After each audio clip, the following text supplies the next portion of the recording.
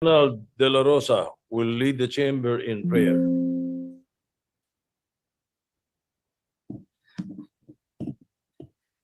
In the name of the Father, of the Son, and the Holy Spirit, Almighty God, we thank you for the gift of service to our nation.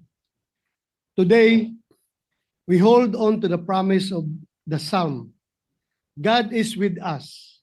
Help us, Lord, to keep our eyes and hearts fixed on you. Equip us with your courage so that we are not weighed down by corruption, political division, or despair. Strengthen us to proclaim truth, to uphold justice, and above all, to show compassion.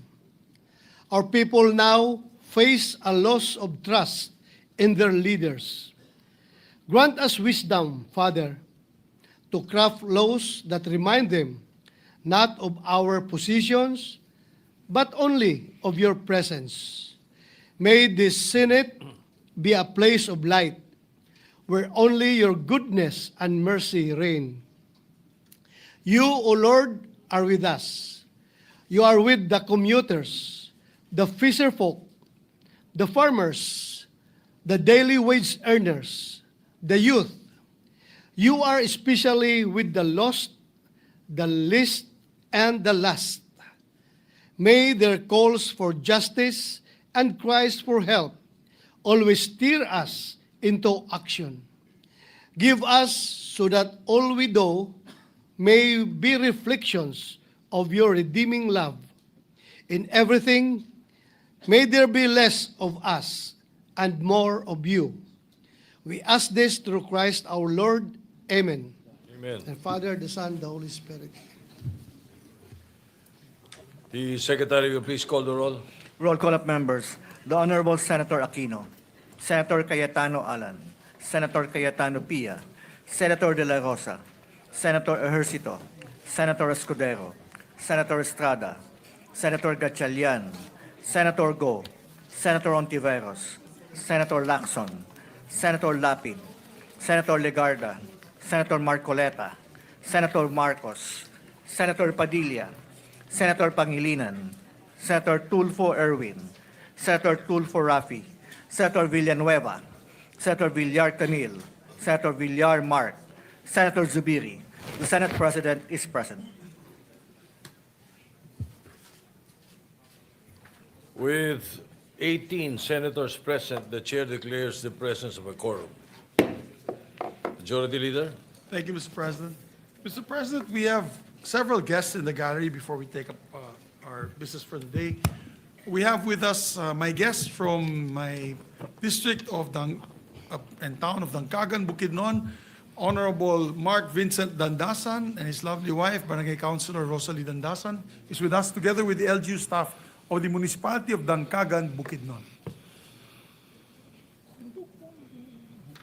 We also have with us, Mr. President, guest of Senator Bam Aquino.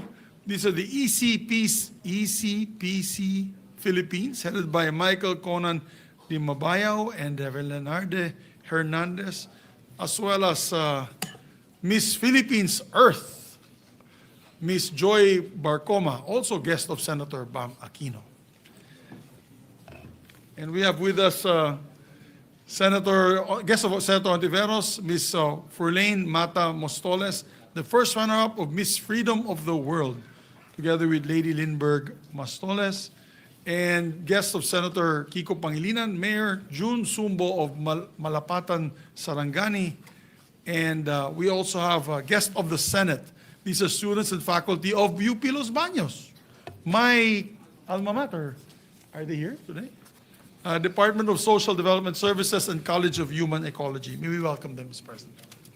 Thank you very much, Majority Leader. We'd like to welcome all the guests that were mentioned by our Majority Leader. Welcome to the Senate. Perhaps you would like to introduce the two beauty queens to Senator Sherwin Gatchalian. Actually, that's an ongoing request of his staff, Mr. President, if we can find him a date, because without that, they go home at midnight every night. I do not know if the Labor Department would like to look into that. But yes, Mr. President, You may kidding proceed. aside.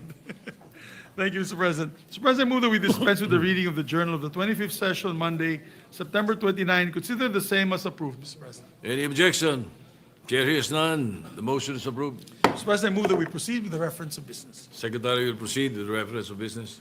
Bills on first reading, Senate Number 1399, an act upholding the security of tenure in government service, granting permanent appointment to qualified civil servants under casual, contractual, contract of service, job order, and other similar work arrangements with the government, Senator Villar C. Referred to the Committees on Civil Service and Finance. Senate Number 1400, an act granting universal social pension to senior citizens, amending RA 7432, an act to maximize the contribution of senior citizens to nation building, grant benefits and special privileges and for other purposes, Senator Villar C.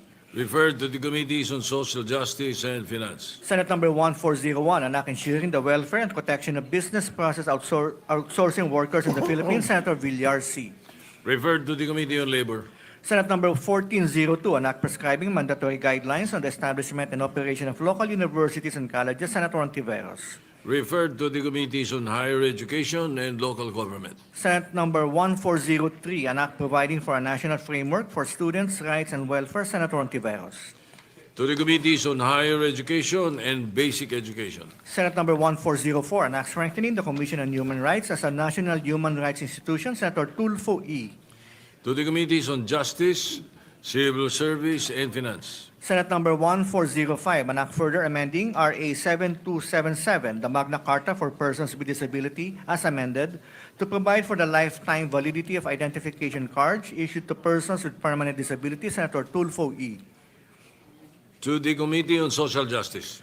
Senate Number 1406, an act further amending Republic Act Number 11213, the Tax Amnesty Act, as amended by RA 11569 and RA 11956, by extending the period of availment of the estate tax amnesty until June 14, 2027, and for other purposes, Senator Tulfo E. Referred to the Committee on Ways and Means. Senate Number 1407, an act mandating the establishment of dialysis centers in all national, regional, and provincial hospitals, providing free dialysis treatments to indigent patients and appropriating funds therefor, Senator Tulfo E. To the Committees on Health, Social Justice and Finance. Senate Number 1408, an act providing for an across-the-board increase in the basic monthly salary of public school teachers and appropriating funds therefor, Senator Tulfo E.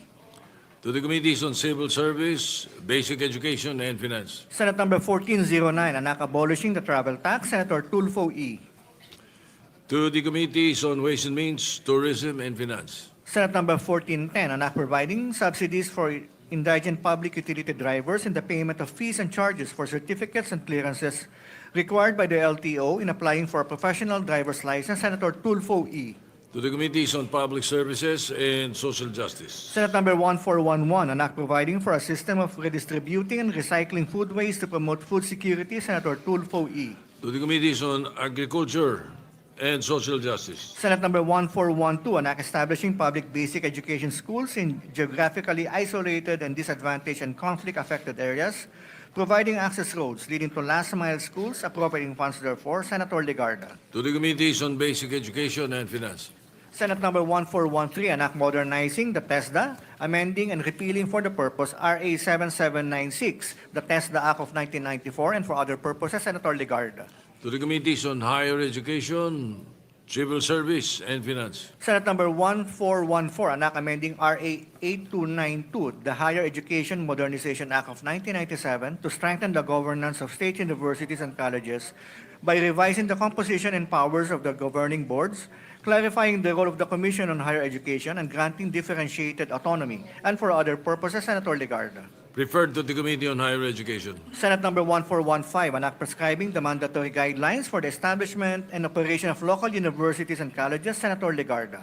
To the Committees on Higher Education and Local Government. Senate Number 1416, an act establishing the University of the Philippines National Climate Resilience Institute, and for other purposes, Senator Legarda. To the Committees on Higher Education, Environment and Finance. Senate Number 1417, an act establishing a National Health Service Outreach Program for senior citizens with functional disabilities, providing for the regular distribution of assistive devices, hygiene kits, and community-based health visits, and for other purposes, Senator Ontiveros. To the Committees on Health, Social Justice and Finance. Senate Number 1418, an act extending the term of the Second Congressional Commission on Education, EDCOM 2, amending RA 11899, creating the Education Cabinet Cluster to support the implementation of EDCOM 2 recommendations and for other purposes. Senator Ontiveros. To the Committees on Higher Education, Basic Education, and Finance. Resolutions. Proposed Senate Resolution 133, expressing the sense of the Senate, urging the Executive to manifest the Philippines' commitment to improving the human rights situation in the region,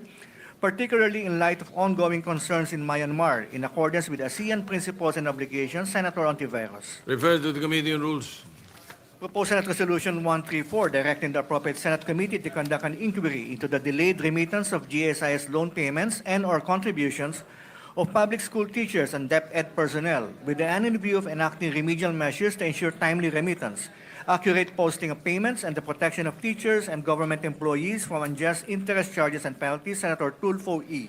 To the Committees on Government Corporations and Basic Education. Resolution 135, directing the appropriate Senate committee to conduct an inquiry on the alleged failure of casinos to implement strict Know Your Client policies and to report covered and suspicious transactions to the Anti-Money Laundering Council, with the end in view of strengthening existing laws, imposing stricter compliance mechanisms on casinos, and ensuring accountability in the use of public funds. Senator Tulfo E. To the Committees on Games and Banks. Resolution number 136, directing the Committee on Health and Demography to conduct an inquiry in aid of legislation on reports of bullying, harassment, and abuse of authority in hospitals, with the end in view of ensuring safe and healthful working conditions for healthcare professionals. Senator Tulfo R. To the Committee on Health. Resolution number 137, directing the Senate Committee on Public Services to conduct an inquiry in aid of legislation on the rising incidence of SIM card-related scams, including the use of fraudulent bank links that result in unauthorized deductions and account hacking, with the end in view to strengthen measures that will protect the general public. Senator Tulfo R. Referred to the Committees on Public Services and Banks. Majority Leader. Mr. President, we'd like to recognize Senator Francis Kiko Pangilinan to deliver a manifestation. You recognize Senator Francis Pangilinan. Maraming salamat, Ginoong Tagapangulo, sa ating mga kasamahan sa Senado. Bilang taxpayer at bilang pasweldo ng taong bayan, medyo nakakaasiwa at nakakabahala ang statement na nilabas ng Land Bank kahapon. And I quote, strongly refuting insinuations sa pag-handle nito ng government contractor accounts ng DPWH flood control projects. Ang lumalabas sa ating pagdinig, ginamit ang Land Bank, naglabas ng halos kalating bilyong pisong halaga ng cash sa loob ng 2 araw. Na sa Land Bank mismo wini-withdraw ng mga kontratista. Kung tama ang naging statement ng Land Bank na wala silang ginawang mali, sumunod sila faithfully at strictly sa lahat ng existing Philippine banking laws and regulations, ang tanong, ibig sabihin ba dahil walang mali sa paglabas ng 457 million pesos cash sa 2 araw, ay mauulit ito? Pwedeng gawin ulit dahil to quote, sumunod sila faithfully at strictly sa lahat ng existing Philippine banking laws and regulations. We beg to disagree. Dapat sana ay sinabi nila sa kanilang statement, maghahanap kami ng paraan para hindi na mangyari ulit ito. Tandaan po natin, pera ito ng gobyerno, ng taong bayan. Pera na kinubra sa kanila o inuutang sa ngalan nila. Pera na dapat napupunta sa pagkain, edukasyon, kalusugan, kabuhayan. Hinihiling ko lang sa Land Bank at sa sino mang nag-draft ng statement nila at sa lahat, sa ating lahat na pinapasweldo ng taong bayan na magkaroon ng mindset na para sa tao, para sa Pilipino. Naialay ang araw-araw na gawain ang bawat pisong pumapasok at lumalabas sa government banks sa Pilipino sa mga kababayan natin. Sa gitna ng galit ng ating mga kababayan sa nangyari sa kanilang pondo, mano ba namang magsabi, We will find ways of doing things better. We will review our protocols to be able to flag possible dubious transactions, etc. Imbis na ipagmalaki na sinunod nila ang lahat ng batas, mano ba namang magsabi, given our expertise and 62 years of experience in handling government funds, we will help review the laws, particularly on anti-money laundering and especially if they involve government contractors. Your commitment to the highest standards, itong statement nila, to the highest standards of integrity, regulatory compliance, and public trust demands this. Otherwise, yung deklarasyon ay empty, ika nga. It is not enough to do bad. It is not enough to not do bad, rather, but we must not stand idly by while bad is happening or while bad is already being exposed to everyone. Pakiusap po ito. Please, Land Bank, let us do better for our people. Salamat, Mr. President, for this manifestation. Majority Leader.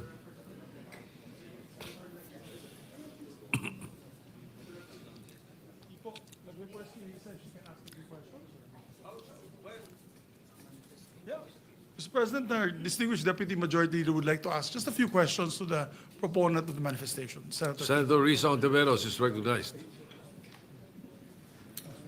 Salamat po, Mr. President. Mari bang magtanong ng ilang clarificatory questions sa good gentleman? Yes, willingly to the Senator from Panay Island and the Republic of the Philippines. Salamat po, Mr. President. Kung talagang faithfully sinusunod ng Land Bank yung mga applicable banking laws sa isyung iniimbestiga natin sa Blue Ribbon Committee, ano sana dapat ang kanilang ginawa, Mr. President? Well, under the AMLA law, they are mandated to report suspicious transactions, number one. I understand they probably did it, but here comes now AMLA. What did they do with the suspicious transaction report? Kung ito ay galing sa DPWH, hindi ba dapat sana ay tinawagan nila ang Land Bank at alamin ang detalye? At hindi ba sana, kung hindi tumawag ang AMLA, ay tumawag ang Land Bank sa AMLA? Paano ba naming, ano ba ang dapat gawin dito? 457 million cash ang winidraw galing sa pondo ng DPWH. So may mga paraan na pwedeng kumilos at kung nakita ng AMLA, my understanding is that if the suspicious transactions coming from public works accounts revealed that there could be or may be a predicate crime of graft and corruption and therefore this is money being laundered or money being squandered, bakit hindi nagsampa ng kaso, for example? Salamat, Mr. President. And lastly, sinabi po nila sa kanilang statement na they faithfully and strictly complied with. So, good gentleman, kung yes. strictly talaga, paano sila dapat kumilos kung totoong strictly sila tumupad sa mga batas? At ang implikasyon nun, kung yun ang ibig sabihin ng strictly at faithfully, di pa pwedeng ulit-ulitin yung mag-withdraw ng 457 million sa loob ng 2 araw? Is that the implication? Is that what they're trying to say in this case? Hindi naman po siguro. And that's why I find it very disturbing, to say the least, that they would say after, maybe they are afraid of liabilities, maybe they are afraid that they may have had negligent behavior or conduct and therefore would not want to own up. But now is the time to own up. Now is the time to have the truth out. Kung sila ay nagkulang, aminin nilang nagkulang sila para hindi na maulit ito. Pero kung sasabihin nilang, we followed strictly all regulations, allow me to quote very quickly. Yes, Mr. President.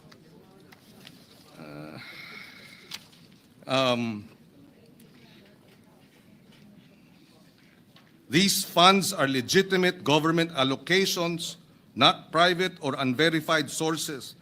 Land Bank or any other financial institution has no legal authority to block or question duly appropriated government disbursements. This is all very legalese. And if we're going to use, legalese language in order to gloss over the fact that no matter how you look at it, 2 days, cash transactions, 457 million pesos.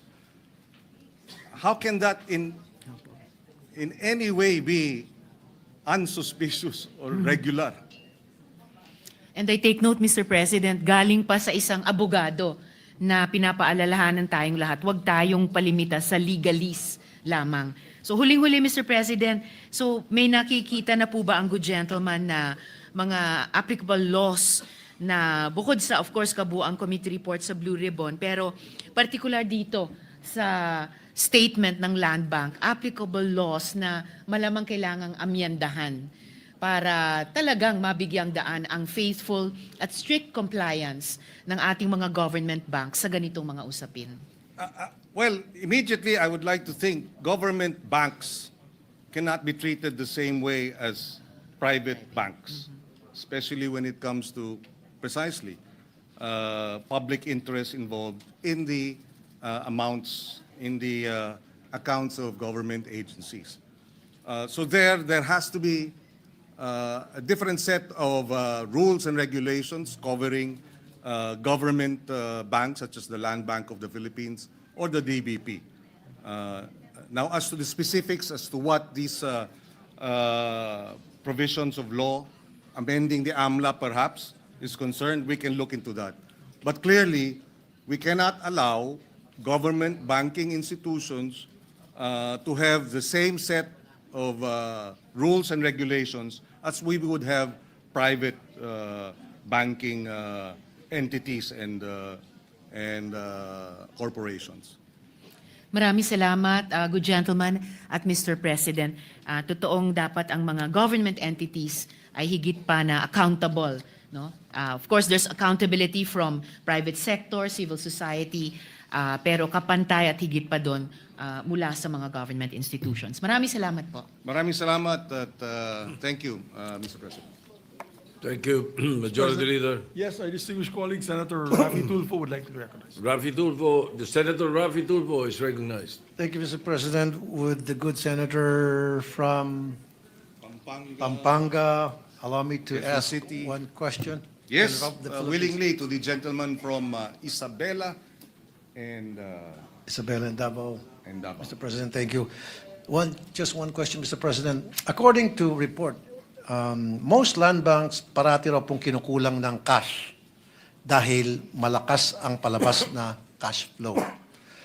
And sabi ng mga kakilala ko, at marami sa atin nakakalam nito, to avoid having to request from BSP cash supply, they tap other nearby banks for cash supply assistance. What regulatory measures ang meron ang BSP para hindi na sila malusutan? Aware po kayo dito, Mr. President? Itong nangyari na palaging nagkukulang ng cash. Narinig ko rin yan. If I'm not mistaken, just recently, the Bangko Sentral issued a memorandum circular na ipinagbabawal na ang cash releases if it's more than 500,000 pesos, dapat check na ata, no? And they did that after the first or the hearing or the second or the third hearing of the Blue Ribbon Committee. Pwede naman pala. Kaya naman palang gawin mag-issue ng ganong klaseng circular para mahigpitan pa itong pag-release ng cash transactions ng government banks. Hindi kaya, Mr. President, kaya kinukulang ng cash ang mga land bank dahil dito po nag-withdraw yung karamihan ng mga contractor, mga taga-DPWH, bulto-bulto na Well, pera base ang dun sa withdraw. salaysay ni Miss Sally Santos, yun ang nangyari. Sinabi niya ay idineposito sa kanyang account ng DPWH at ang utos ay i-withdraw at dalhin sa district engineer. In fact, ang if I recall correctly, yung cash na nakita dun sa mga larawan, sa mga picture, yung limpak-limpak na salapi na nakapatong dun sa lamesa, galing yun sa land bank. Kawi-withdraw at diniliver nga dito sa opisina kung saan nilapag ng Public Works District Engineer yung pera. Cash. Maraming salamat po, Mr. President. That's all. Thank you po. Thank you, Mr. President. Thank you, Senator Rafi. Majority Leader. Thank you, Mr. President. Mr. President, I refer the speech, I move to refer the speech of the good gentleman to the Committee on Banks and Financial Institutions to include all interpellations as well. Any objection? Hearing none, the manifestation speech of Senator Pangilinan is referred to the Committee on Banks.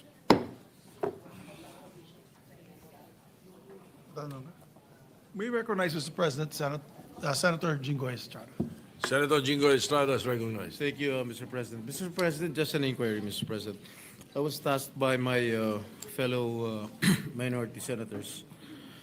Since last week, during our last session, if my memory serves me right, last Wednesday, we discussed the twin resolutions. The resolution filed by Senator Alan Peter Cayetano and the other resolution filed by three senators, Senators De La Rosa, Padilla, and Bongo, regarding the sense of the Senate with regard to the House arrest of former President Rodrigo Duterte. And we agreed during the last week's hearing that it will be discussed during the All Senators Caucus, which happened yesterday. May I know the status of the twin resolutions, Mr. President? Mr. President, with the information, for the information of the body, we did have an all-member caucus, but the minority was not there. Only Senator Padilla was Robin there. Padilla. But it's not their fault, Mr. President. Dumating po si Vice President Sara Duterte, so they were, of course, accommodating and hosting Madam Vice President's office nila. But so the status was we were not able to discuss it lengthily and fully because of, we didn't have the sponsors of the measures in the all-members caucus yesterday. Pero nandito po tayo. For the record, nandito po tayo naghihintay sa lounge. So if the good gentleman would want, maybe after this we can suspend after the three resolutions and discuss it. We are more than willing to Lengthy discuss again. it, Mr. President. Okay. So yun na lang po, Mr. President. We can discuss it later on after the business of the day. Yes, Thank you, Mr. President. if the body so desires, we can conduct a caucus after the business at hand. Thank you, Mr. President. Mr. President, we have three items of the day. We have two resolutions, simple resolutions, and one ratification that hopefully we can approve on second reading. But for the two resolutions, we have an additional reference of business. So I move for the additional reference of business, Mr. President, so we can take up the resolutions. The additional, is it contained in the additional reference of business? Majority Leader. Yes, sir. You need 16 votes for that particular. bukas pa po yung ratification Second reading. for the second reading lang po. Okay. yeah. Okay. But I Only for believe second reading. the gentleman from Nueva Ecija, Camarines Norte, and Mindanao would like to be recognized. Senator Robin Padilla is recognized. Maraming salamat po, Ginoong Pangulo, at sa ating pinunong mayorya. Gusto ko lamang pong sundan yung kahilingan po ng ating mahal na kapatid at Senador Jinggoy Estrada patungkol po sa kahilingan namin, sa resolution po namin patungkol po kay dating Pangulo Rodrigo Roa Duterte. At gusto ko lamang din pong kunin po ang atensyon ng ating mga kasama na kami po kasi ay nangangamba kasi meron pong mga usap-usapan na yung dati pong senador na si Antonio Trillanes ay nagpunta daw po sa The Hague at ang pinaniniwalaan po ng karamihan ay siya po ay nagpunta mismo sa kulungan ni dating Pangulong Rodrigo Roa Duterte. Nais lang po sana namin itong malinawan dahil matagal po akong nakulong sa Bilibid. Hindi po kailanman na meron pong pupunta na tao na hindi mo gustong makita. Yun po, tatanungin ka muna ng gwardiya kung gusto mo bang makita itong taong ito. Yun lamang po, gusto lamang po naming malinawan kasi meron na pong matinding sakit si Tatay Digong. Sa kasalukuyan po, siya po ay meron ng tinatawag nating early signs of dementia. Kaya sana lang po malinawan po namin to. Maraming salamat po, Ginoong Pangulo. Majority Leader. Thank you very much, Mr. President. We take note of the manifestation of our good colleague. So, Mr. President, I move that we proceed with the reference of business. Additional reference of business. The Secretary will proceed with reference of business. Additional reference of business, bills on first reading, Senate Number 1419, an act consolidating all performance measurement tools and reward system for all local government units by institutionalizing a culture of meritocracy in the Philippines, amending certain provisions of RA 11292, the Seal of Good Local Governance Act of 2019, and for other purposes, Senator Villar M. Referred to the Committees on Local Government and Finance. Senate Number 1420, an act mandating the inclusion of social awareness and social responsibilities as part of the curriculum in all senior high schools, Senator Villar M. Referred to the Committee on Basic Education. Senate Number 1421, an act mandating the integration of the National Building Code of the Philippines under RA 6541, an act to ordain and institute a National Building Code of the Philippines as a major subject in the curriculum of the Bachelor of Science degree programs in Civil Engineering, Mechanical Engineering, Electrical Engineering, Sanitary Engineering, Electronic Engineering, and Architecture, and its inclusion as a topic in the licensure examinations for this profession, Senator Villar M. To the Committees on Higher Education and Civil Service. Senate Number 1422, an act promoting integrated urban agriculture in urban areas nationwide to address food security and appropriating funds therefore, Senator Villar M. To the Committees on Agriculture and Finance. Senate Number 1423, an act establishing nursing homes for senior citizens at the provincial and city levels, providing for funding, setting standards, ensuring personnel training, promoting community participation, and for other purposes, Senator Ontiveros. To the Committees on Social Justice, Local Government and Finance. Senate Number 1424, an act integrating the study of West Philippine Sea in the curricula of all public and private basic educational institutions, Senator Estrada. To the Committees on Basic Education and Finance. Senate Number 1426, an act establishing the Philippine Professional Standards and Quality Assurance System, Senator Legarda. To the Committees on Higher Education and Civil Service. Senate Number 1427, an act strengthening the Commission on Higher Education, repealing for the purpose RA 7722, the Higher Education Act of 1994, Senator Legarda. To the Committees on Higher Education, Ways and Means and Finance. Resolutions, proposed Senate Resolution 138, congratulating and commending Filipino-American singer Jessica Sanchez for winning America's Got Talent Season 20, the first contestant of Filipino descent to win the competition, Senator Estrada. To the Committee on Rules.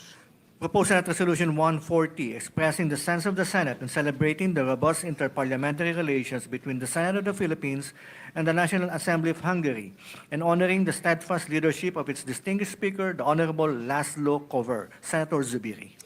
To the Committee on Rules. Majority Leader. Thank you, Mr. President. Mr. President, I move that we consider proposed resolution number 140. This is a resolution honoring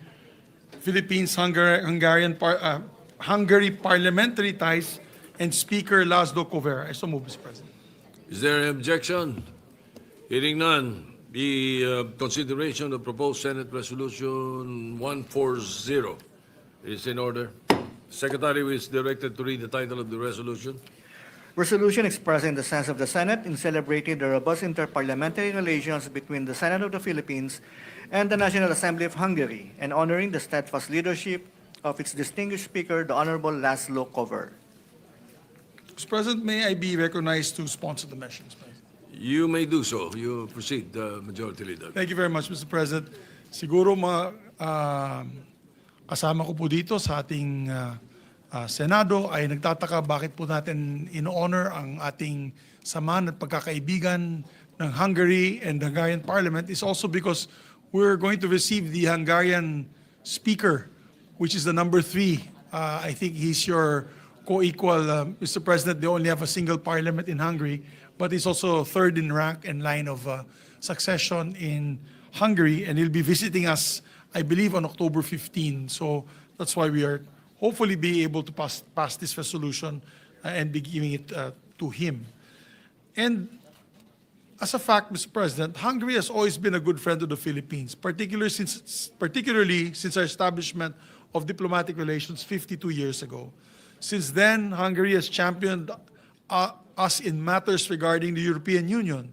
As a matter of fact, when we pushed for our status as priority beneficiary of the General Scheme of Preferences, or GSP, and our ongoing negotiations for free trade agreement, it is Hungary that's in the forefront of pushing for these two measures to be approved by the European Union Parliament.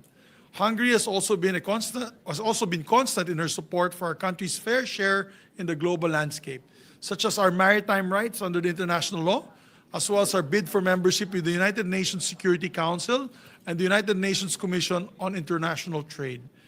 The close friendship between our two countries is perhaps best exemplified through our ties with the Parliament's Hungary-Philippines Friendship Group, headed by their Deputy Speaker, who's a dear friend of mine, Mr. President, István Jakab.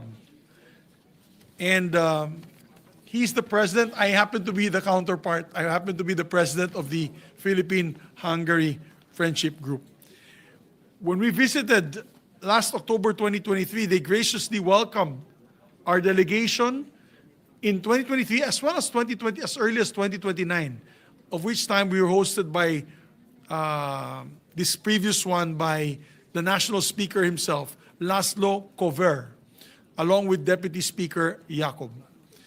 In turn, we've had the honor of welcoming friends from the Hungarian National Assembly in November 2021, led by Deputy Speaker Jakub, and in January of this year, led by Committee on Foreign Affairs Chairperson Zsolt Nemeth. And again, this October, as Speaker Kover leads an official visit to the Philippines. These exchanges have been wonderfully productive and have yielded stronger partnerships in agriculture, education, healthcare, and disaster management. As an agriculturist myself, I have to thank Hungary for being extremely generous with their expertise in agriculture and aquaculture technology, to our great benefit, Mr. President. Indeed, one of the highlights of our 2023 visit to Hungary was getting to sit down with the heads of Hungarian universities, Hungarian University of Agriculture and Life Sciences, or MATE. This is their equivalent of the University of the Philippines, Los Baños, which dedicates 35 slots for Filipino scholars every year. And many of our best and brightest are getting their education in Hungary. As a matter of fact, Mr. President, my Chief of Staff, Attorney Nelisa Makapayag, is a graduate of Hungarian education for her master's. And they're bringing all that knowledge back home to help us build stronger agricultural sector and more food security for the future of our Filipinos.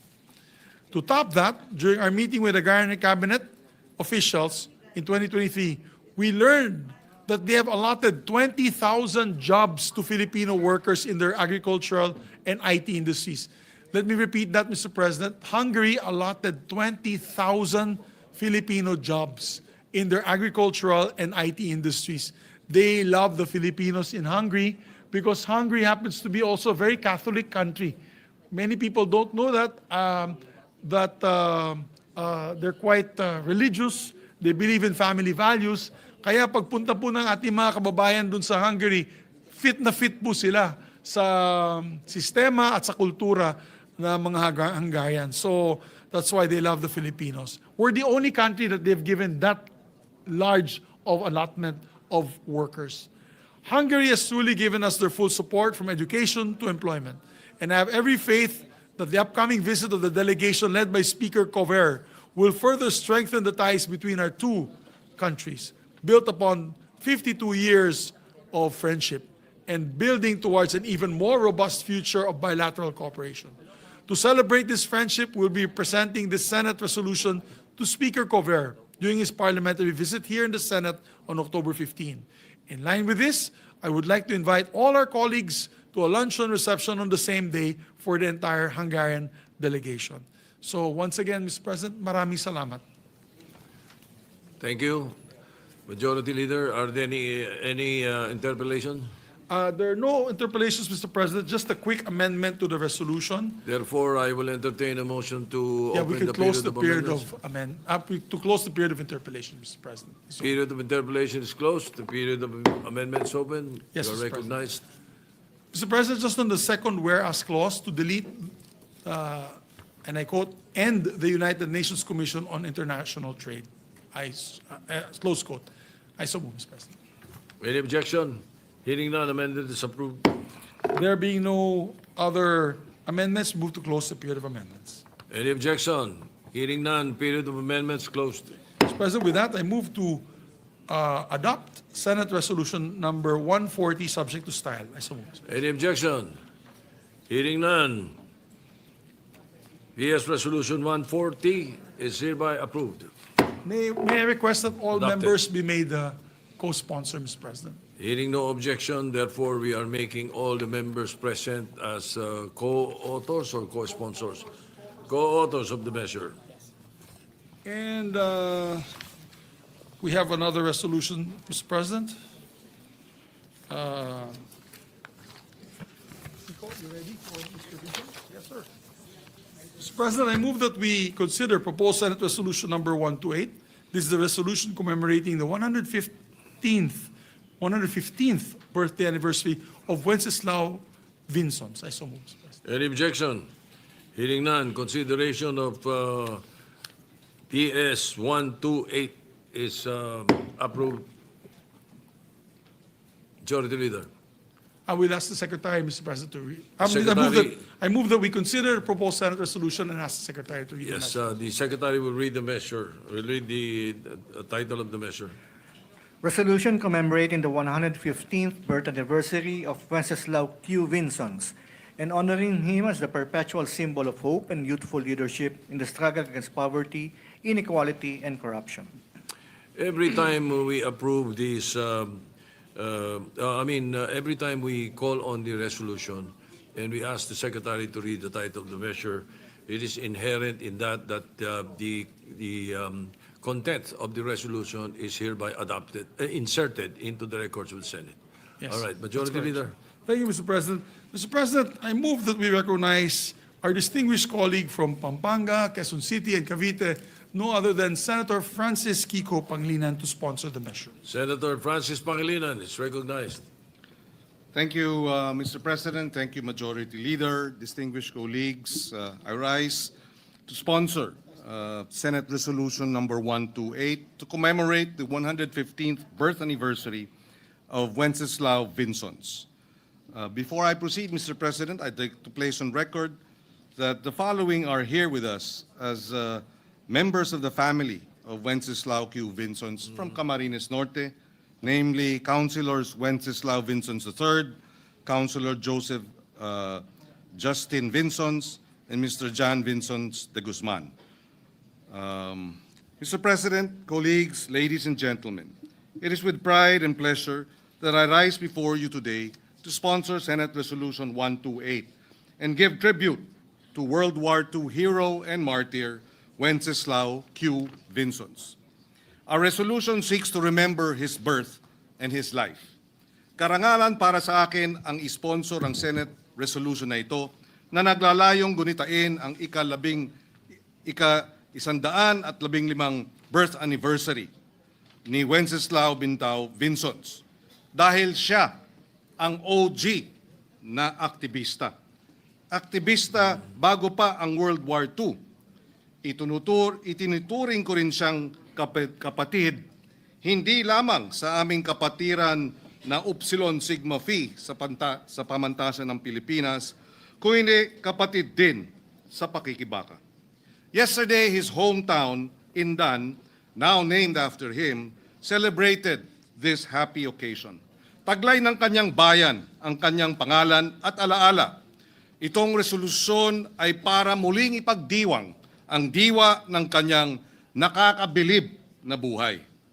Pambihira si Bintaw, o sa salita ng kabataang Gen Z, he is fire. Valedictorian nung high school, magaling na debater sa UP Law, champion orator, number 3 sa bar exams. Sa edad na 22, sa kanyang Malaysia Irredenta, nanawagan siya sa lahat ng lahing Malay na magkaisa laban sa rehimeng kolonyal. Ganyang kalawak ang kanyang pananaw. Tulad na nabanggit ko kanina, naalala ko si Bintaw bilang ama ng aktivismo ng mga mag-aaral, the father of student activism in the Philippines.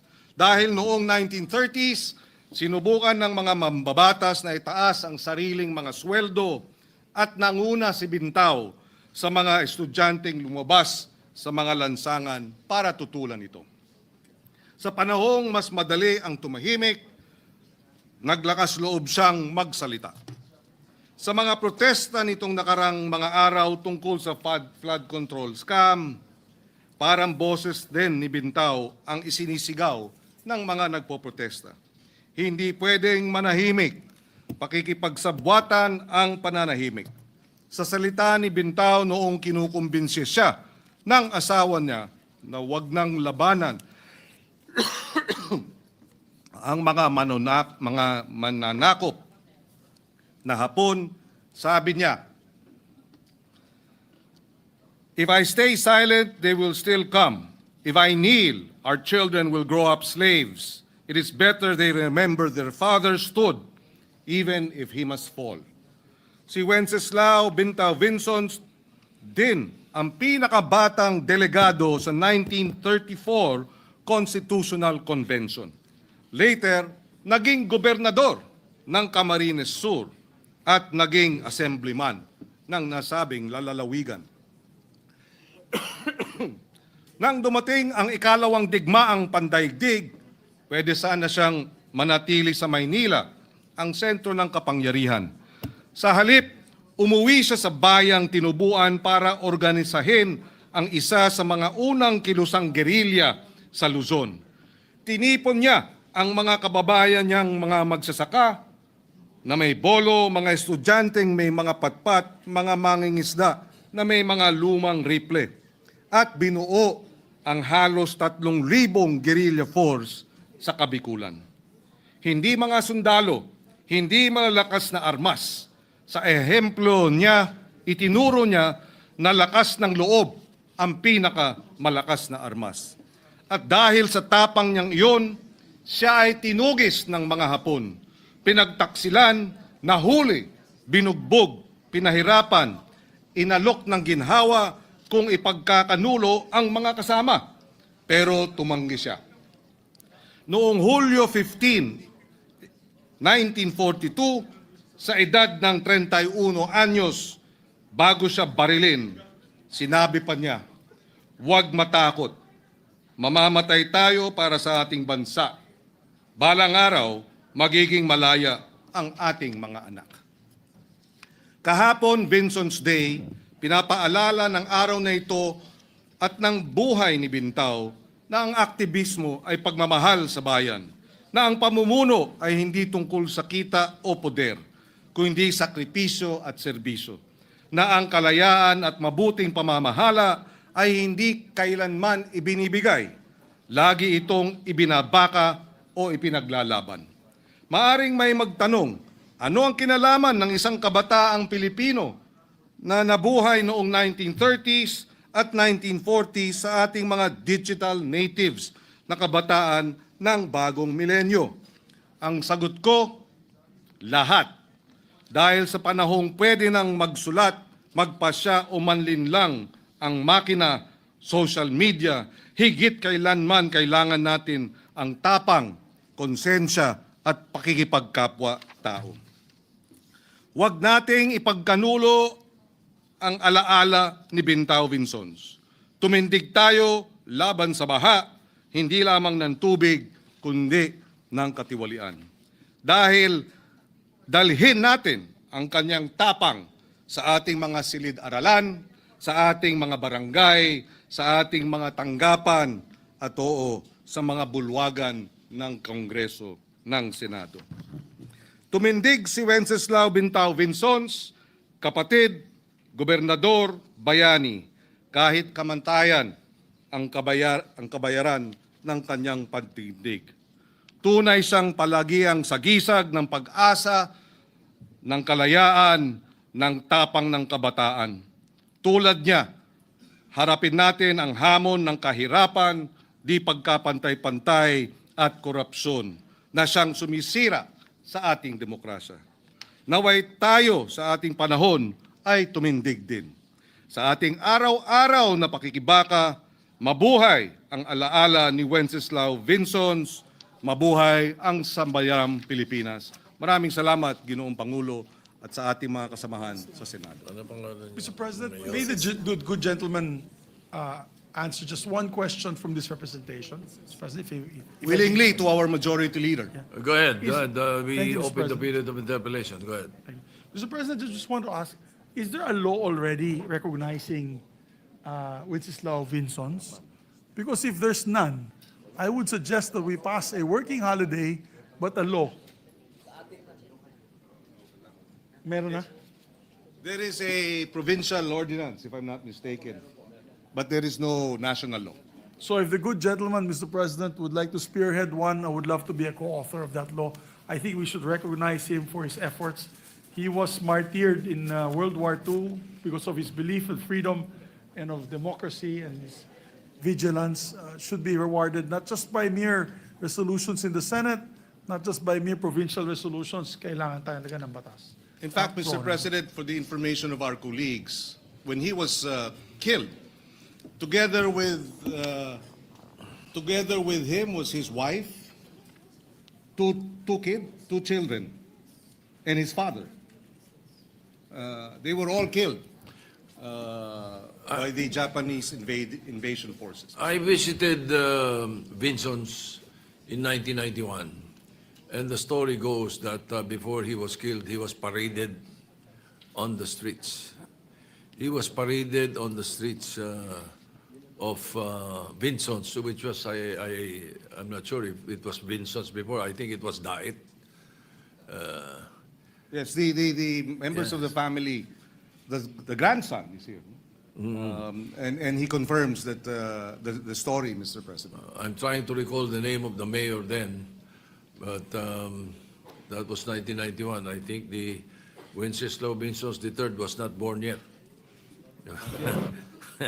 Anyway, I would be honored to be a co-author of this resolution, Your Honor. Senator Ping Lacson is Thank you, recognized. Mr. President. The majority leader raised a very interesting question, no, and manifestation.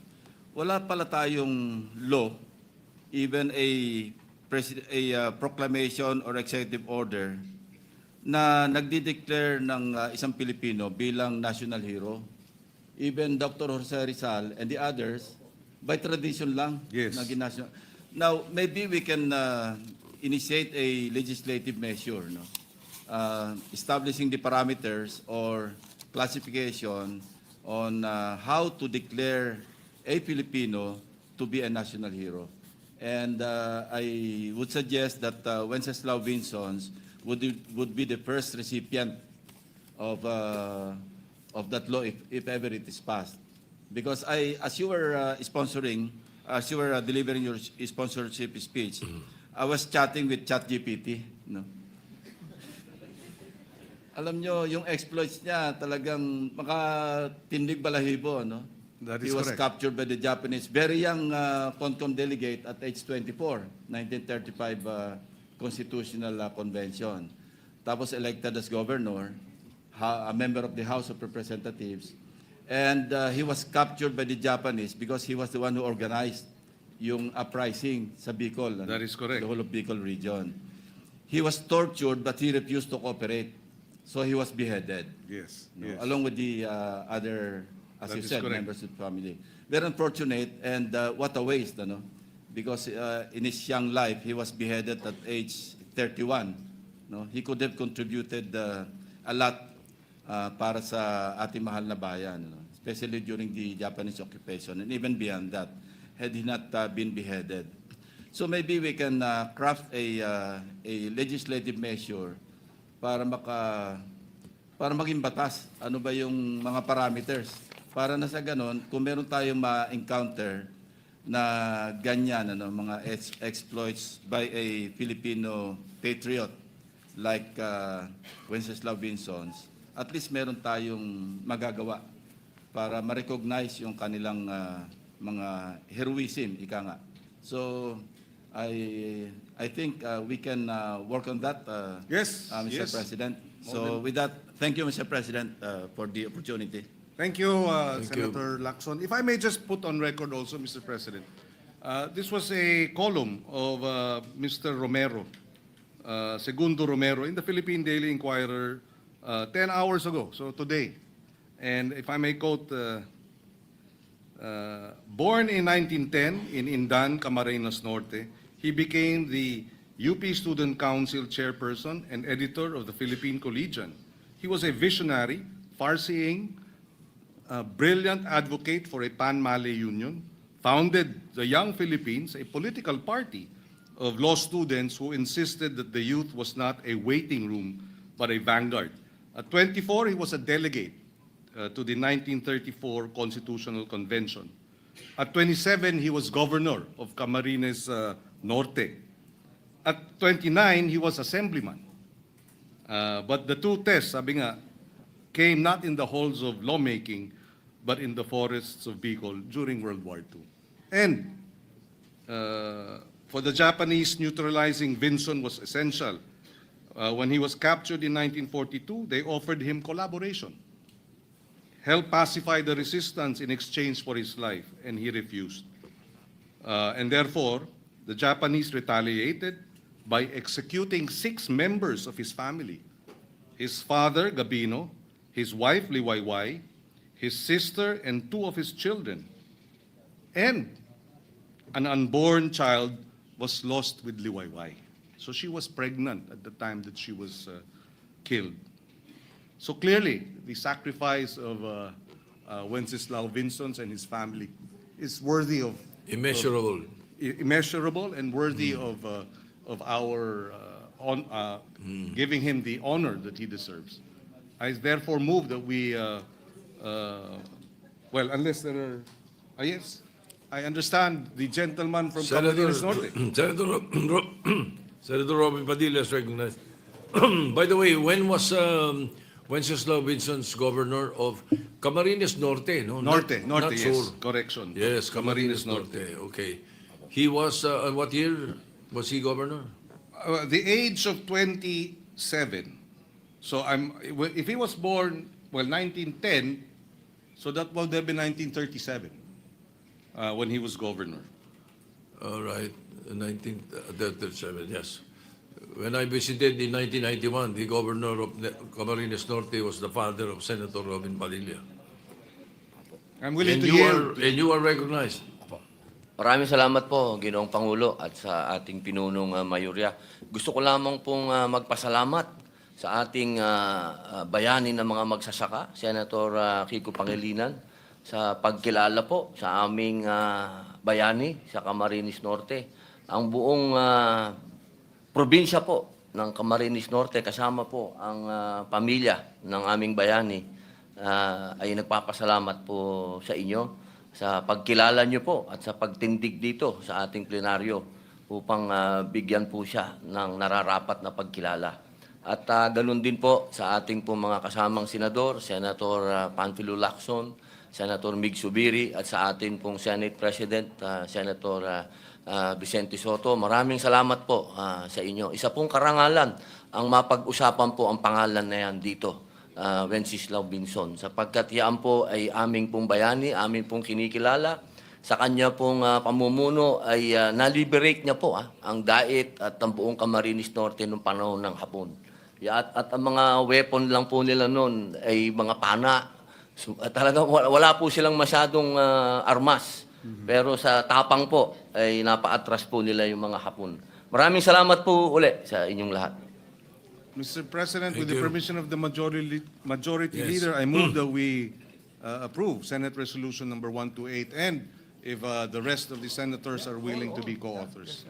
Yes, but there are no interpellation, there are no Yes, amendments? Mr. President, there's no interpellation from our members. more, And no amendments. amendments as well, Mr. President. Yes. I move to adopt Senate Resolution number 128 with all members of the Senate as co-authors, Mr. President. Any objection? Hearing none, PS Resolution 128 is hereby adopted. Mr. President, may we suspend for 1 minute so that we can just approach the family and have a picture? They would like to have a picture with us, Mr. President. Session is suspended.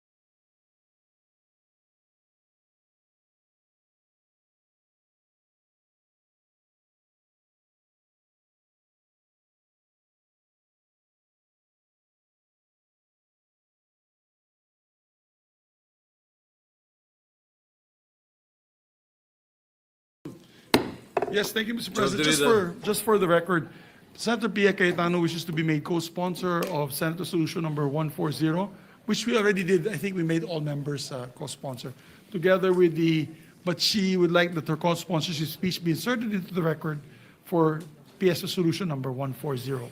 Senator Legarda as well, Mr. President, would like to insert her co-sponsorship speech of PS Resolution 128 into the records, Mr. President.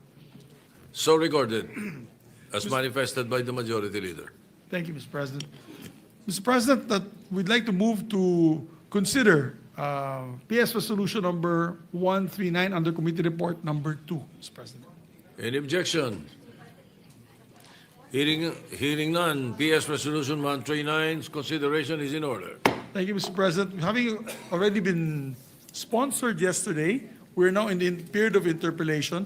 May we recognize Senator Raffy Tulfo to ask a few clarificatory questions to our distinguished colleague, Senator Amy Marcos, Mr. President. The sponsor, Senator Amy Marcos, is recognized.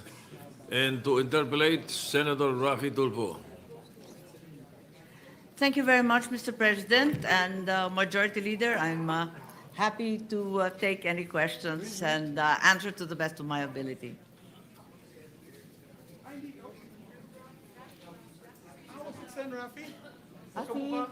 Ate Irving. Are you pertaining to Senator Raffy Tulfo or Senator Erwin Tulfo? They both look the same, Mr. President. My apologies. I thought it was Senator Erwin. May I ask for a minute suspension to locate the No, that interpolator? was, Mr. President, it was me. There it was it. All right. And correct, Senator Erwin Tulfo, Mr. President. Senator Erwin Tulfo is recognized. Thank you, Mr. President. Mr. President, distinguished colleagues, I rise today to manifest my support for the Senate's concurrence on Philippines-United States Letter of Agreement on Narcotics Control and Law Enforcement. Since its inception in 2011, this enduring partnership has provided over $27 million to our country, resources that have significantly contributed to strengthening our justice system, enhancing the capacity of our law enforcement agencies, and advancing drug prevention programs. These initiatives have not only reinforced our institutions, but also provided vital support in our continuing struggle against the menace of illegal drugs. At the same time, Mr. President, we must carefully examine the supposed reimbursement to the United States for tax exemptions granted under the letter of agreement, a concern raised during the committee hearings on 11 September 2025. In addition, while we acknowledge this letter of agreement, we must ensure that from this point onward, the Department of Foreign Affairs submits treaties for Senate concurrence in a timely manner. We must ensure that our actions neither create an undue financial burden on our government nor set a precedent that may weaken the constitutional role of the Senate in concurring a treaty as enshrined under Article 7, Section 21 of the 1987 Constitution. With these considerations, Mr. President, I reiterate my support for the concurrence of this agreement, confident that it will continue to promote justice, law enforcement, and drug prevention, while also underscoring the importance of upholding our constitutional process. Mr. President, may the good lady from Ilocos Norte entertain some questions. Certainly, Mr. President. Thank you very much. Senator Erwin Tulfo, the right Tulfo. Madam, Mr. President, distinguished colleague, the question now is, what is the nature of the agreement entered into between the United States and the Philippines on narcotics control and law enforcement on April 19, 2011? Does it fall under the category of an executive agreement, or does it assume the character of a treaty? Yes, as it turns out, the law is presently viewed as a treaty, hence it requires the concurrence of the Senate. When it was signed in 2011, it was assumed that it was a mere executive agreement and a simple bilateral arrangement not requiring a treaty. However, as laid down, in fact, it turns out that specifically under CREATE, as well as CREATE More, it is in fact a treaty endowing the beneficiaries a tax exemption. And that is very clear and explicit under Section 32B5 of RA 12066, Create More. So that it is now necessary for us to concur in order to derive the benefits for PDEA, for the PNP, for DOJ, for DOH from the United States. They are also embarking upon a new project which requires a building and will entail quite a large expense in Palawan. And as a result, it is the first time they've actually invoked the tax exemption. Mr. President, distinguished colleague, though I manifest my support for this Philippine-U.S. letter of agreement, my question is the Philippines obliged to reimburse the United States in accordance with the tax exemption under the terms of the letter of agreement? Kasi po, Madam Chair, alam na ho natin, medyo kulang tayo sa budget and kailangan po nating i-reimburse around $27 million. Medyo malaki-laki rin pong pera din po yun. I mean, $27 million na exemption sa ating bansa. No. As a matter of fact, all the expenses and the donations and grants given by the United States previously were subject to tax, but we will no longer be required to refund the United States government of those taxes. But moving forward into the future, we will be required to provide the sums in tax paid by the U.S. government by way of their tax exemption. Thank you, distinguished colleague. Mr. President, maraming salamat po. That's all. Maraming salamat. Si Senator Tulfo po ang nagtiyaga maghimay nitong tratado kasama ko. Kaya salamat po. Thank you very much, Mr. President. Yeah.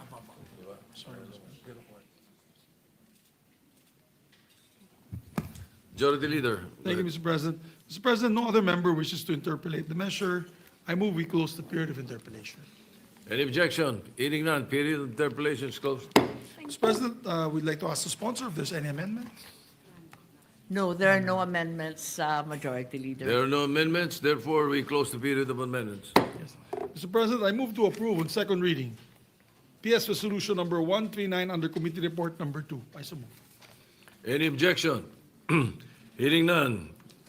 Proposed Senate Resolution 139 is hereby adopted, subject to style. And then tomorrow, Mr. President, we'll do the third reading roll call vote because we need 2/3 as this is being a treaty, Mr. President, for third reading. All right. So we will entertain a motion to suspend consideration. Yes, we move to suspend, Mr. President. Any objection? Hearing none, consideration of the measure is suspended.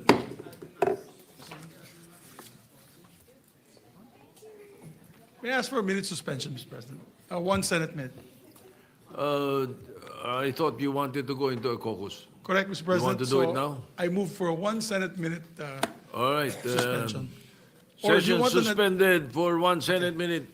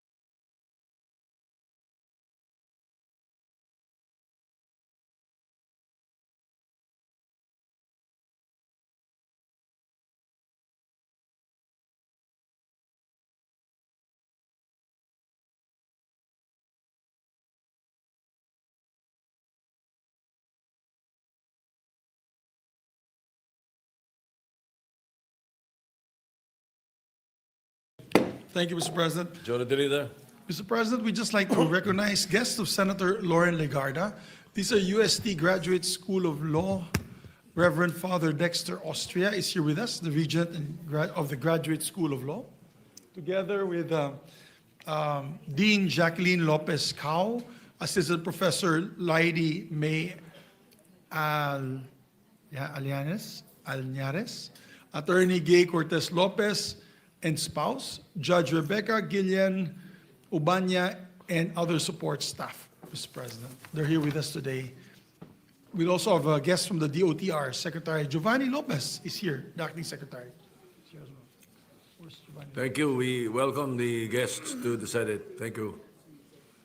Mr. President, we're Majority Leader. waiting for the list that I gave to the Secretariat on the Committee on Ethics. May I have the list, my dear Secretariat? So we can finally constitute the committee. Mr. President, pursuant to Rule 10, Section 13 of the Rules of the Senate, I move to elect the following senators as members of the Committee on Ethics. Chairperson, Senator J.V. Ejercito. Members, Deputy Majority Leader Risa Ontiveros.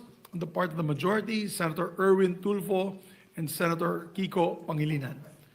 And upon the instruction of the chairperson, we'd like to designate Senator Pangilinan as the vice chairman of the said committee. The part of the majority. Mr. All right. Any objection? Hearing none. They are so elected on the part of the majority. Mr. President, with that, we have no other matters to take up today. I move that we adjourn session until 3 o'clock in the afternoon, Wednesday, October 1, 2025. I so move. Any objection? Hearing none. The session is adjourned until 3 o'clock in the afternoon of Wednesday, October 1st, 2025. Thank you very much, Mr. President. Mabuhay.